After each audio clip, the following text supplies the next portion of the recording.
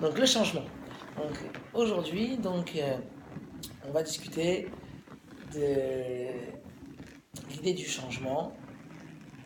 Et l'idée du changement, elle est très propre à la nature humaine. Puisqu'on a un verset de la Torah qui nous appelle des Me'alchim, des personnes qui avancent, qui progressent et qui changent. On est appelé des Me'alchim ben haomdim, des personnes qui avancent parmi ceux qui se tiennent. De qui parle-t-on quand on dit que ceux qui se tiennent? On parle des anges. Ils se tiennent à un niveau et ils ne bougent pas. Alors il va falloir comprendre, puisque les anges sont très élevés, ils ont une perception de Dieu très grande, pourquoi eux se tiennent à un niveau, pourquoi eux ne peuvent pas avancer. Et a priori, ça rentre un petit peu en contradiction par rapport au rêve de Yaakov. On voit les anges qui montent et qui descendent de l'échelle. Et il faut aussi comprendre plus profondément pourquoi nous-mêmes on est appelés des Me'alchim. On est défini par cela. Des personnes qui avancent, des personnes qui progressent, des personnes qui changent. Ça veut dire que c'est le propre de l'homme. Ça veut dire que c'est ce que Dieu attend de nous. Dieu n'attend pas qu'on se tienne à notre niveau, qu'on s'assoie sur ses acquis, et qu'une fois qu'on a peut-être progressé dans sa vie, et ben qu'on dise bon bah ça y est, maintenant je continue tranquille et je m'arrête là. Le but, c'est d'être appelé à tous les moments de notre vie, d'être un ma'aler, quelqu'un qui avance, qui progresse. Alors on avait étudié ensemble une fois que la valeur numérique du mot relais, c'était 49. Relais, ça veut dire un malade. Et la valeur numérique d'un malade en hébreu, donc relais, c'est écrit chet, vav, lamed, et, ça fait 49. Pourquoi? Parce que tant que je ne suis pas arrivé au 50e degré de la connaissance, qui est le niveau le plus haut de la connaissance, on parle de Nun Rebina, 50 portes de la connaissance, alors tant que je ne suis pas arrivé à ce niveau-là, je dois me considérer malade de cela. Ça veut dire que je dois aspirer vers ce niveau-là. Je dois pas rester tranquille, bien que j'ai fait un travail, et que j'ai changé, et que j'ai progressé, et que j'ai monté échelon par échelon jusqu'à arriver à l'avant-dernier échelon, et moi je ne vais pas me contenter de cela. Je dois vouloir encore progresser jusqu'à atteindre le 50e. Et tant que je n'ai pas atteint, je dois œuvrer. Je dois être malade de cela. Ça veut dire que je dois œuvrer pour pouvoir y arriver. Donc on voit que le propre de l'homme, c'est vraiment l'idée d'avancer, de progresser, de vouloir changer, de vouloir en permanence s'améliorer. Alors, il va falloir comprendre profondément pourquoi on a cette nature, pourquoi Dieu attend ça de nous. Et à l'inverse, chez les anges, on voit que ils ont leur fonction, ils ont leur niveau, ça s'arrête là.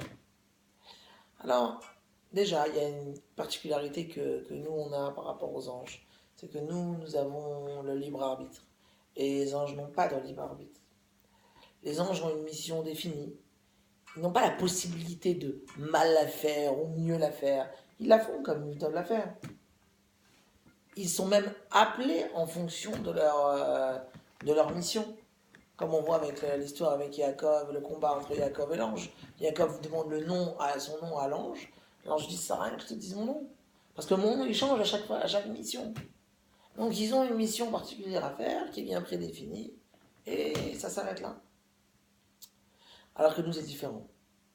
On a le libre arbitre. Alors il faut savoir l'utiliser à bon escient.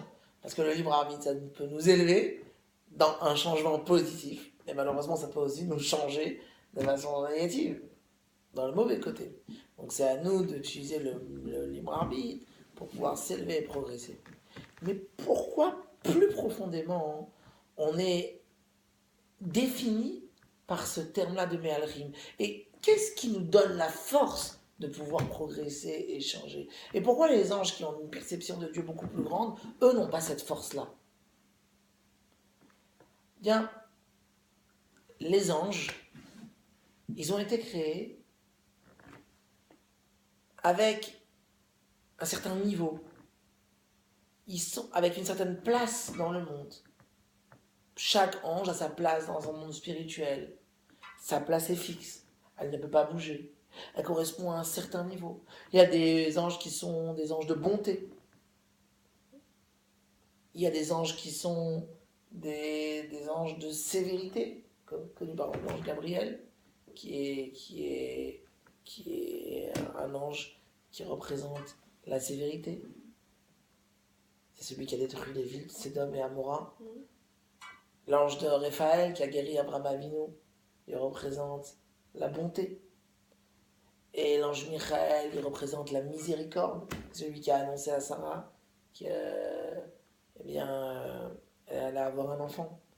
Donc, chacun correspond à un certain niveau. Mais Dieu a voulu que, dans la création de l'homme, Dieu a voulu qu'un homme ne soit pas limité à un niveau particulier, ne soit pas bloqué à un monde particulier. Dieu a voulu mettre tout l'enchaînement des mondes à l'intérieur de nous.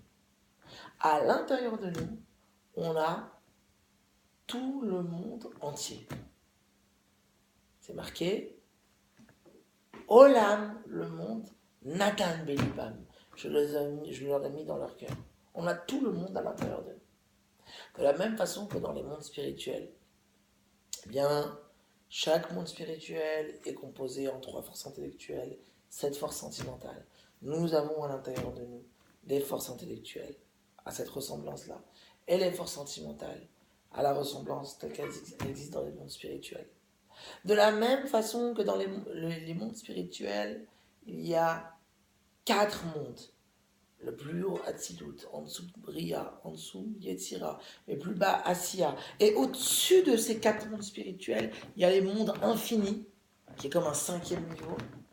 Et bien, de la même façon, Dieu nous a dotés de 5 niveaux d'âme. Notre âme se divise en 5. Le plus bas, c'est Nefesh. Plus haut, c'est Ruach. Plus haut encore, c'est Neshama. Plus haut encore, c'est Chaya. Et le 5e niveau, c'est Yechida. Et chacun des niveaux, eh bien, se subdivise en 3 forces intellectuelles et 7 forces sentimentales. Exactement comme dans la structure des mondes spirituels. Et donc, Dieu nous a tout mis à l'intérieur de nous. Puisque Dieu nous a mis tout à l'intérieur de nous, c'est pour donner la possibilité à un juif de faire des progrès d'un extrême à un autre extrême.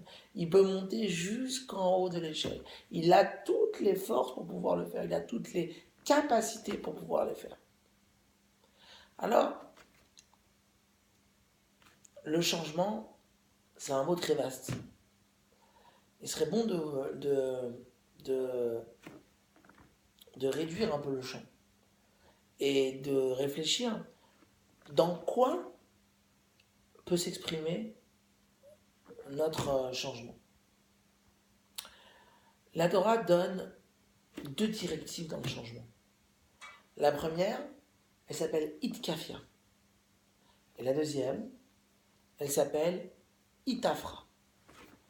Alors, qu'est-ce que c'est que Itkafia ? Itkafia, c'est, entre guillemets, se faire violence, se forcer. C'est le début du service de Dieu où chacun a ses envies propres. Et il sait au fond Dieu attend de lui un bon service de Dieu, Dieu attend de lui un bon comportement, mais il n'a pas envie. Alors vient un premier effort. Ce premier effort, eh bien, c'est l'idée de mettre de côté ses volontés propres, et même si on n'a pas envie, eh bien, de se forcer à faire la volonté de Dieu. Ça, c'est ce qu'on appelle le niveau de Hitkafia. Changer, c'est pas facile. Il faut bien comprendre que faire un changement dans sa vie, c'est pas forcément un plaisir, c'est une nécessité.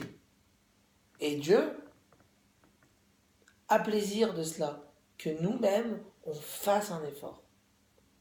Et lorsque nous, on est en train de faire un effort, on ne s'imagine pas quel bienfait on apporte au monde. Parce que, qu'est-ce que ça veut dire faire un effort? Faire un effort, ça veut dire se comporter au-dessus de la logique. La logique, elle dirait, bah écoute, si j'ai envie de faire ça, je le fais. Si pour moi c'est bien, je le fais. Mettre de côté ce que notre cœur dit. Et mettre des fois de côté ce que notre tête, elle dit. Mais mettre en avant la volonté de Dieu, c'est donc faire un service de Dieu qui dépasse l'entendement. Alors, à cette même ressemblance, Dieu va faire briller une lumière qui va transcender les mondes, qui va dépasser les mondes, qui va élever les mondes de façon très très grande.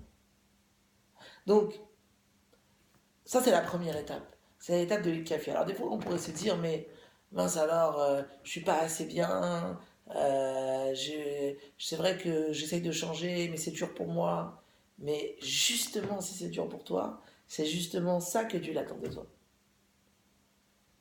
Il y a un mot d'Admorazaken dans le Tanya, c'est que si quelqu'un il sent qu'il se bat toute sa vie, il lutte, eh bien, faut pas qu'il s'attende en désespoir, faut pas qu'il s'attriste de